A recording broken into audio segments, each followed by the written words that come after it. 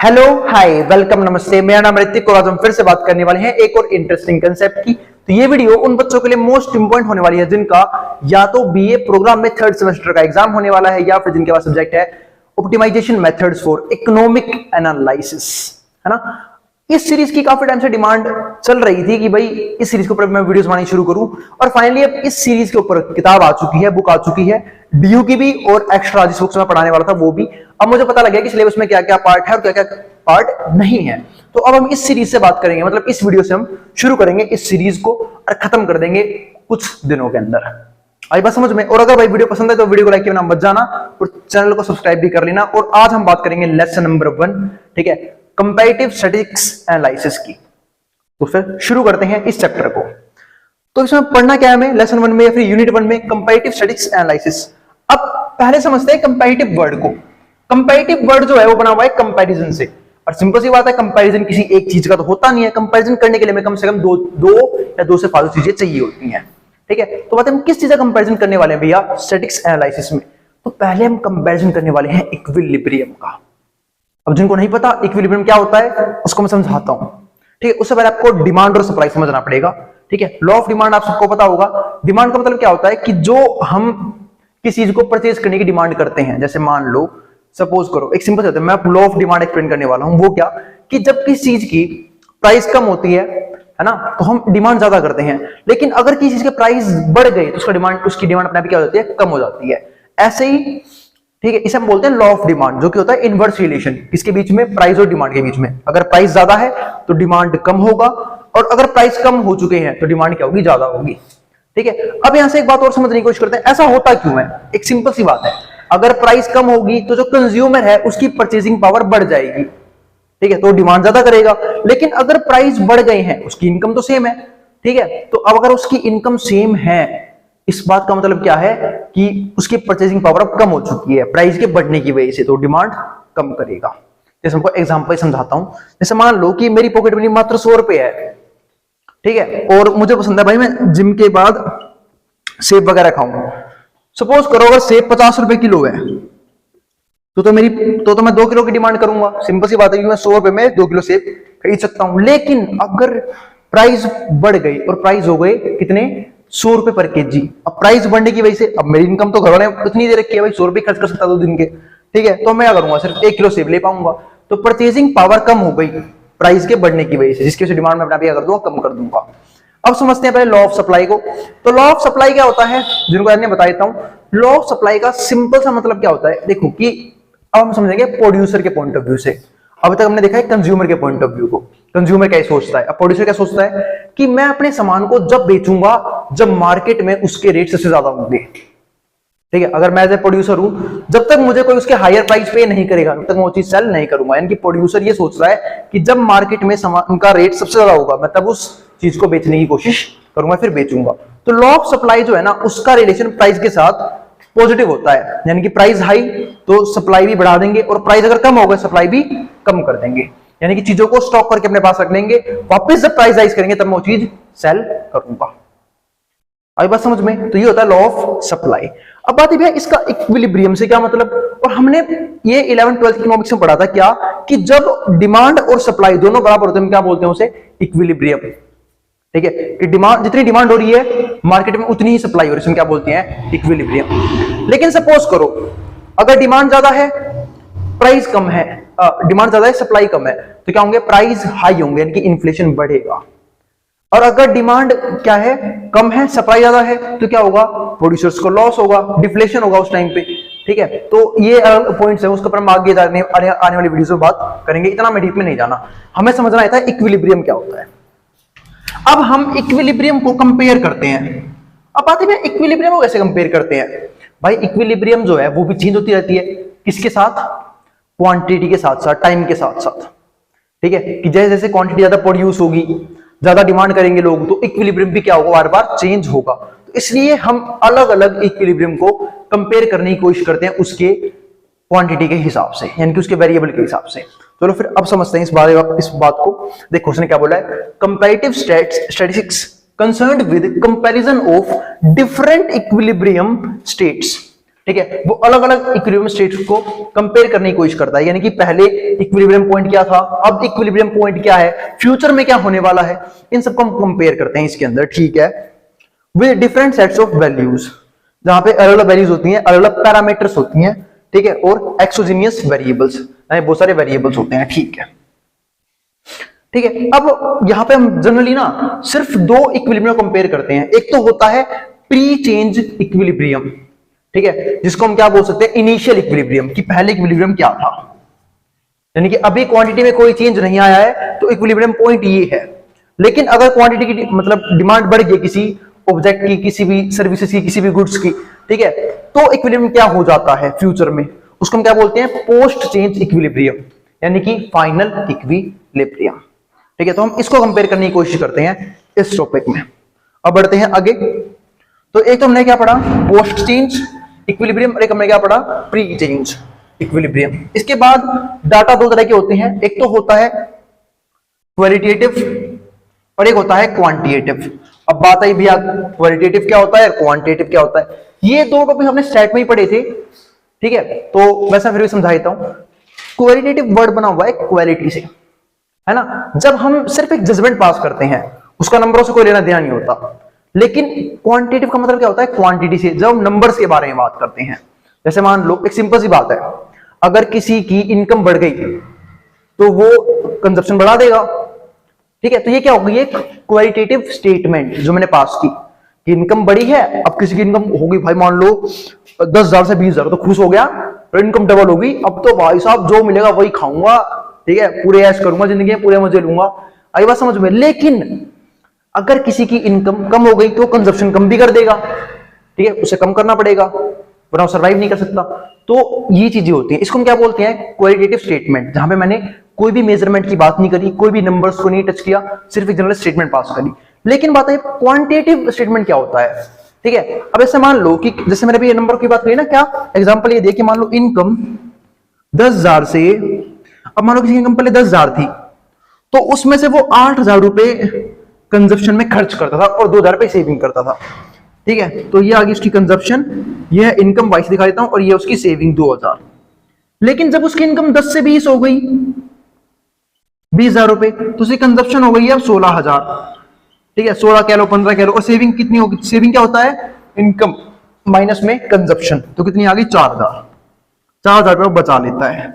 ठीक है, तो इसे हम बोलते हैं रेट ऑफ चेंज, कि इनकम में जिस रेट से चेंज आया, क्या कंजप्शन में उससे कम रेट में चेंज आ रहा है, ज्यादा चेंज आ रहा है, या सेम रेट में चेंज आ रहा है। जैसे यहां पे देखो सेम रेट में आ रहा है, इनकम जिस लेवल से बढ़ी, कंजप्शन भी उसी लेवल से बढ़ गया। पहले जब इनकम 10,000 थी तो उसकी दुगनी हो गई है, कंजप्शन पहले 8,000 था, उसका दुगना हो गया, और सेविंग भी क्या हो गई, दुगनी हो गई है। लेकिन मान लो कि अगर बंदा अभी भी कमा 20,000 रुपए रहा है, लेकिन बचा के खर्च कितने कर रहा है, 15,000 रुपए, तो इसका मतलब क्या हो गई, जिस रेट से इनकम बढ़ी है उस रेट से कंजप्शन नहीं बढ़ा। ठीक है, कंजप्शन उससे कम रेट से बढ़ा, और सेविंग ज्यादा रेट से बढ़ गई। आई बात समझ में, क्योंकि सेविंग बढ़ा दी उसने, 5,000 रुपए कर दी सेविंग।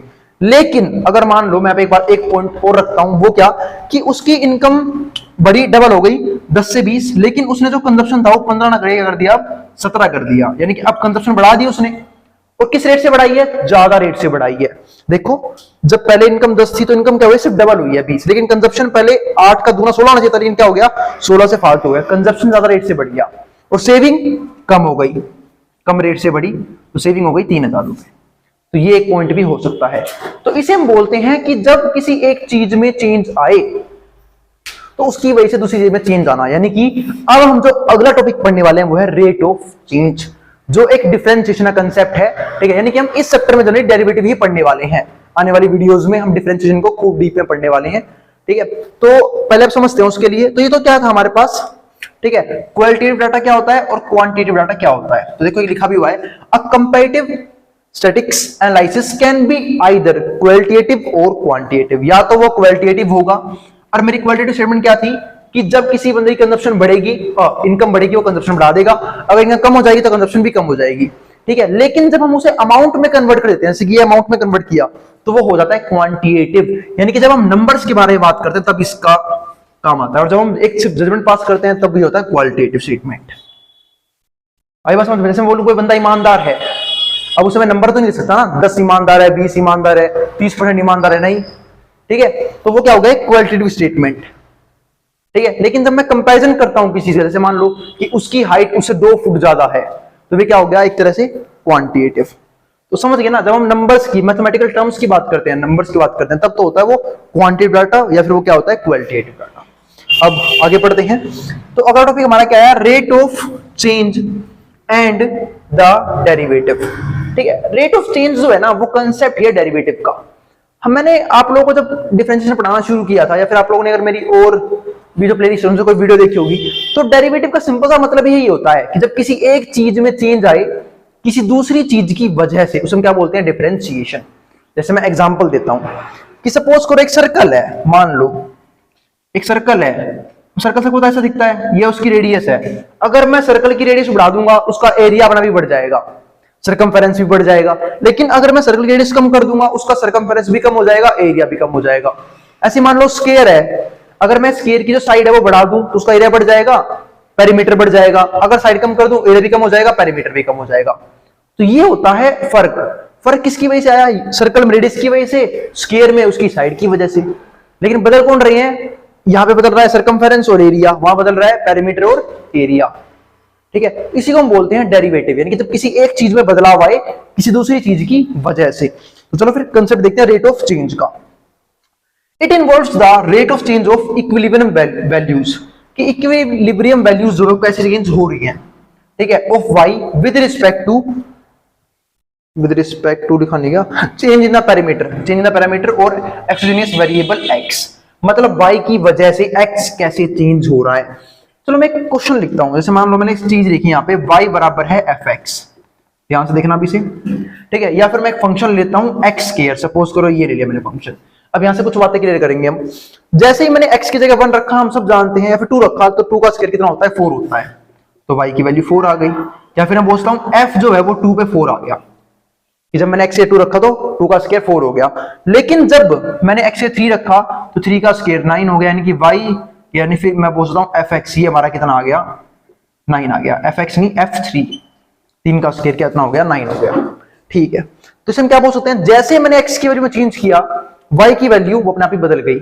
ऐसे इक्विलिब्रियम का फंक्शन भी हो सकता है y की जगह आ जाए इक्विलिब्रियम का फंक्शन, और जैसे ही x की वैल्यू चेंज होगी y अपना भी क्या हो जाएगा, बदल जाएगा। इसी को हम क्या बोलते हैं, रेट ऑफ चेंज। तो अब आगे देखते हैं, एक होता है, देखो उसमें यहाँ पे एक चीज भी लिखी है, rate of change can be measured by difference quotient. अब बात है डिफरेंस कोशेंट क्या होता है, उसको समझने की कोशिश करते हैं। ठीक है, अगर मैं यहां से चीज निकालने की कोशिश करूं, पहले वो समझते हैं इस फंक्शन से। मेरे को यहां से निकालना है डेल्टा वाई में कितना चेंज आया, तो सबको दिख रहा होगा। अभी तो कोई बोल देगा भैया 9 में 5 आ गया, y में चेंज आया 5 का, क्योंकि पहले जो y था उसका आंसर 4 आया था, लेकिन जैसे ही मैंने x की जगह 3 रखा तो y का आंसर 9 आया था। यानी कि मैं बोल सकता हूं कि y में चेंज आया कितने का, 5 का, 9 - 4 5 का। अब बात है निकालना कैसे, उसके लिए एक फॉर्मूला है सिंपल सा, ये रहा डेल्टा y का। आपको क्वेश्चन किससे निकालना है, देखो यहाँ पे एक बात समझते हैं, when the value of x change होती है x1 से x2, तो हम डेल्टा x कैसे निकालते हैं। डेल्टा x का मतलब क्या होता है, चेंज इन x। डेल्टा एक ग्रीक सिंबल है जो दिखाता है चेंज को। ठीक है, चेंज इन x, और चेंज इन x का मतलब क्या होता है, x2 - x1, यानी कि फाइनल वैल्यू में से इनिशियल वैल्यू माइनस कर दो, यानी कि चेंज हो क्या है उसमें से। ऐसे मैं बोल रहा हूं यार, एक बात बताओ, जैसे यहीं पे देखो किसी की इनकम 10,000 थी, अब वो 20,000 हो गई, तो चेंज कितने का आया, 10,000 का। कैसे पता किया, जो नई वैल्यू उसकी इनकम बनी है उसमें से पुरानी वाली इनकम ने माइनस कर दी, तो 20,000 में 10,000 का 10,000 आ गया हमारे पास चेंज। ऐसे ही यहां पे हुआ था। ठीक है, अब ये फॉर्मूला जो है, ऐसे ही similarly y changes y1 to y2, तो डेल्टा y क्या हो जाएगा, y2 माइनस में y1। ठीक है, तो कभी भी चेंज निकालने के लिए क्या करते हैं, नई चीज में से पुरानी चीज माइनस कर देते हैं, या फिर नई वैल्यू में से पुरानी वैल्यू माइनस कर देते हैं। अब इस फॉर्मूले को समझने की कोशिश करते हैं, डेल्टा y निकालते हैं इस फॉर्मूले से। तो मैंने देखा fx प्लस डेल्टा x, देखो x का मतलब क्या है यहाँ पे, इनिशियल x शुरू में कितना था, x शुरू में रखा था मैंने 2। ठीक है, फिर डेल्टा x मैंने x में कितने का चेंज किया, सिर्फ 1 का। डेल्टा x का मतलब चेंज इन x, कि आपने x किस रेट से बदला, तो x तो मैंने सिर्फ 1 से बदला था, क्योंकि पहले मैंने 2 रखा, बाद मैंने 3 रखा, तो यहाँ पे आ गया 2 + 1। ठीक है, और माइनस में क्या लेना है, fx x यानी कि इनिशियल वैल्यू, और इनिशियल में क्या रखा था 2। अब देखो, अब 2 + 1 कितना हो जाएगा, 3। फंक्शन में 3 रखूंगा मैं, बिल्कुल, माइनस में f2, वही तो हुआ। देखो जब मैंने 3 रखा, 3 का फंक्शन में 3 की वैल्यू कितनी आई थी, 9 आई थी, क्योंकि 3 का स्क्वायर 9 होता है। जब मैंने फंक्शन में 2 रखा तो फंक्शन था x स्क्वायर, 2 का स्क्वायर 4 होता है, 9 में से आगे 5 आ गया, और ये 5 क्या है, डेल्टा वाई। आई बात समझ में? तो चेंज इन y, या फिर इसे हम बोलते हैं डिफरेंस कोएफिशिएंट निकालने का तरीका। और ऐसे ही dy by dx, sorry delta y by delta x, जिसको हम dy बाय dx ही बोल देते हैं, ठीक है। पर delta y by delta x का मतलब क्या होता है कि y में चेंज x की वजह से, वो किस रेट से आ रहा है वो ऊपर ऐसे लिखते हैं। इसके लिए फॉर्मूला ये बन जाता है fx plus delta x minus में fx अपॉन में डेल्टा x। ये होता है हमारा फाइनल आंसर। हम इस तरीके से सोल्व करते हैं, इसे वैल्यू पुट कर देंगे, फिर हमारे पास क्या आ जाएगा, dy बाय dx, कि y में चेंज, y उसका किसी चीज का फंक्शन हो, इक्विलिब्रियम का हो, डिमांड का हो, सप्लाई का हो, क्योंकि सब चेंज होते हैं। डिमांड भी चेंज होगी, अगर मैं किसी की, मान लो किसी ने डिमांड अगर यूनिट बढ़ा दी, डिमांड ज्यादा कर दी तो डिमांड भी चेंज हो गई, और अगर सप्लाई ज्यादा सप्लाई कर दी तो सप्लाई भी चेंज हो गई। तो हर चीज चेंज होती है उसकी क्वांटिटी के हिसाब से। तो यहाँ पे कुछ भी हो सकता है, किसकी जगह, y की जगह, ठीक है। और मैंने एक सिंपल सा फंक्शन लिया था x स्क्वायर, वहां से आपको समझाने की कोशिश की। आई बात समझ में? और ये पहली वीडियो थी इस प्लेलिस्ट की, इसकी बुक कभी भी आई है, धीरे धीरे मैं इसकी सारी वीडियोस बना दूंगा। उम्मीद है आपको पहली वीडियो पसंद जरूर आई होगी, ठीक है। और इसी के साथ हम आज एक कंसेप्ट को रोकते हैं। लेसन नंबर 1 में हम पढ़ेंगे हम आगे जाके डिफरेंशिएशन को, ठीक है। और अच्छे से मिलते हैं भाई फिर अगली वीडियो में। अगर वीडियो पसंद आई हो तो वीडियो को लाइक किए बिना मत जाना, और चैनल को सब्सक्राइब भी कर लेना। अब इसको जो उतारना है, स्क्रीनशॉट लेना वाली, मैटर बोर्ड के सामने से।